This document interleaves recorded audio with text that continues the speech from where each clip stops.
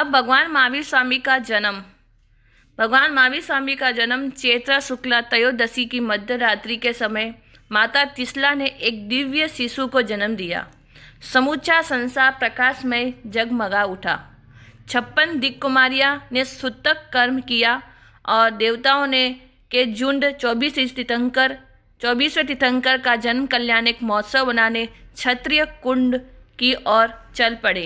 यानी 64 इंद्र जो होते हैं वो भगवान का जन्म महोत्सव मनाने के लिए आते हैं मध्य लोक में। तो 100 धर्मेंद्र आदि 64 इंद्रों का एवं असंख्या देवताओं ने मिलकर मेरू पर्वत पर ले जाकर जन्म महोत्सव किया और प्रातःकाल दिव्य प्रकाश की किरणें फूटने के साथ प्रियवंदा दासी ने महाराज सिद्धार्थ को पुत्र जन्म की सूचना दी। महाराज बधाई हो, बधाई हो, महारानी ने भाग्यशाली पुत्र रतन को जन्म दिया है। महाराज सिद्धार्थ ने इस खुशी में अपने गले का हार दासी को देते हुए कहा, इसी खुशी के अवसर पर तुम्हें जीवन भर के लिए दास कर्म की से मुक्त किया जाता है। इस तरह से दासी को हमेशा के लिए दास कर्म से मुक्त कर दिया और हर्ष उल्लास से पुलकित महाराज सिद्धार्थ ने महामंत्री को बुलाकर आदेश दिया, समूचे नगर में उत्सव मनाया जाए, कैदियों को रिहा कर दो, गरीबों को दान देने के लिए राजकोष के द्वार खोल दो।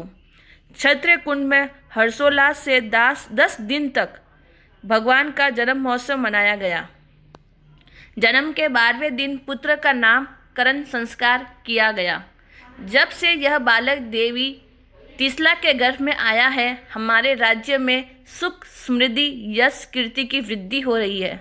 अंततः इस बालक का नाम वर्धमान रखा जाए। वर्धमान का मतलब है वृद्धि करने वाला। तो कुमार वर्धमान बचपन से ही बहुत वीर साहसी थे। वे मल्लयुद्ध, घुड़सवारी 72 कलाओं में निपुण थे। एक बार इंद्र ने देवसभा में कुमार वर्धमान की प्रशंसा करते हुए, कुमार वर्धमान के समान वीर और पराक्रमी आज संसार में दूसरा कोई नहीं है। एक देव ने यह प्रशंसा रास नहीं आई। वह वर्धमान की परीक्षा लेने के लिए पृथ्वी पर चल पड़ा।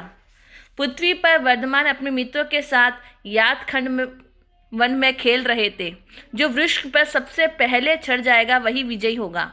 बच्चे एक साथ दौड़े। वर्धमान सबसे पहले पहुंचकर वृक्ष पर चढ़ गए।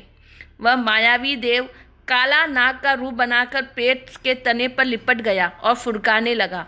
जब सारे बच्चे कहने लगे, भागो भागो, काला नाग फुंकार रहा है। वर्धमान ने ऊपर से सीधे नीचे छलांग लगाई और सांप को फुर्ती से पकड़कर मैदान में एक तरफ से ले जाकर झाड़ियों में छोड़ दिया। अब कुछ देर पश्चात बच्चे दूसरा खेल खेलने लगे। हम में से जो वृक्ष को सबसे पहले छू लेगा वही विजेता होगा और हारने वाला विजेता का घोड़ा बनेगा। परीक्षा लेने आया मायावी देव भी बालक बनकर बच्चों की टोली में मिलकर खेलने लगा। खेलते खेलते जानबूझकर हार गया। उसने वर्धमान को अपनी पीठ पर बैठाया। हाँ, अब मैं अच्छी तरह सवारी करूँगा। हाँ हाँ हाँ हाँ। इस तरह से कुछ दूर चलने के बाद उसने अपना विकराल रूप बनाया और अपने शरीर का आकार बढ़ाने लगा और आकाश में उड़ने लगा। जब देव नहीं रुका तो कुमार वर्धमान ने कसकर एक कंधे पर एक मुक्की मारा। तब देव के मुंह से लिखा, ओ मर गया। दर्द से पीड़ा कहराता हुआ वह देव तुरंत अपने असली रूप में आ गया और वर्धमान से क्षमा मांगी। मैं आपके साहस की परीक्षा लेने आया था। आप सचमुच वीर नहीं, महावीर है। तब तक बच्चे गांव से कुछ लोगों को लेकर आ गए और जब लोगों ने दैत्य की जगह एक देव को चरणों में झुकता देखा तो जय जयकार करने लगे, महावीर वर्धमान की जय। यह बालक तो वीरों का वीर महावीर है। उस दिन से वर्धमान महावीर कहलाने लगे। युवा होने पर एक दिन माता पिता ने वर्धमान से कहा, बेटा, भले ही तेरी इच्छा नहीं है किंतु हमारी इच्छा पूरी करने के लिए ही तुम्हें विवाह करना चाहिए। माता पिता के आग्रहवश राजा समरवीर की पुत्री यशोदा के साथ महावीर का पानी ग्रहण हुआ। जब महावीर 28 वर्ष के हुए तब तक उनके पिता और राजा सिद्धार्थ माता तीसला का स्वर्गवासी हो चुका था। अब देखिए कि पारसनाथ भगवान के अनुयायी श्रावक थे। माता तीसला और पिता सिद्धार्थ राजा दोनों पार्श्वनाथ भगवान के अनुयायी श्रावक थे। बहुत वर्षों तक श्रावक पर्याय का पालन कर अंतिम समय में मन्नांतिक सलेखना स्वीकार किया और काल करके शरीर को छोड़कर अच्युत कल्प नामक 12वें देवलोक में देव के रूप में उत्पन्न हुए। तदंतर देव संबंधी आयु भव स्थिति का क्षय होने पर वहां से चयन करके महाविद्य क्षेत्र से सिद्ध बुद्ध और मुक्त होंगे। सिद्धार्थ के राजा के 3 नाम हैं, सिद्धार्थ, श्रेयांस, यशस्वी, और वह काश्यप गोत्र के थे। माता तीसला के भी 3 नाम हैं, यह वशिष्ठ गोत्रीय थी और तीसला विदेहदत्ता और प्रियकारिणी, इनके 3 नाम हैं। इसी तरह भगवान महावीर स्वामी के चाचा का नाम सुपार्श्व, बड़े भाई का नाम नंदीवर्धन, बड़ी बहन का नाम सुदर्शना, पत्नी का नाम यशोधा और उनकी पुत्री के 2 नाम हैं, प्रियदर्शना और अनोजा, और उनकी दोहित्री के 2 नाम हैं, शेषवती और यशोमती। इस तरह से उनके परिवार का पूरा परिचय है। भगवान महावीर स्वामी जब गर्भ में थे तब माता तीसला के गर्भ में आए। एक समय उस गर्भस्थ जीव ने ऐसा विचार किया, मेरे हलन चलन से माता को कष्ट होता होगा, इसलिए हलन चलन बंद करके वह निश्चल हो गए। गर्भ के निश्चल हो जाने से माता तीसला चिंतित हो गई। माता को संदेह हुआ कि मेरा गर्भ निश्चल क्यों हो रहा गया, क्या किसी ने हरण कर लिया, निर्जीव हो गया। इस प्रकार विचार से माता उदास हो गई। उनका संदेह व्यापक और समस्त परिवार दास दासी में उदासी छा गई। राग रंग मंगल बाजे सब बंद हो गए।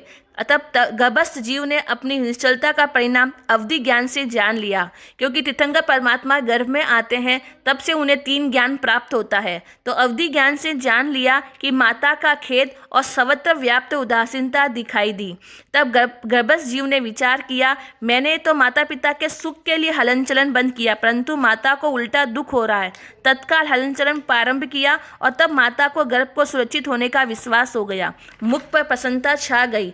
पुनः मंगल बाजे बजने लगे, मंगलाचार होने लगे। गर्भस्थ भगवान महावीर स्वामी का जीवन में अपने ऊपर माता के पिता के मोह की प्रबलता देखकर यह अभिग्रह किया था कि जब तक मेरे माता पिता जीवित रहेंगे मैं दीक्षा नहीं लूँगा।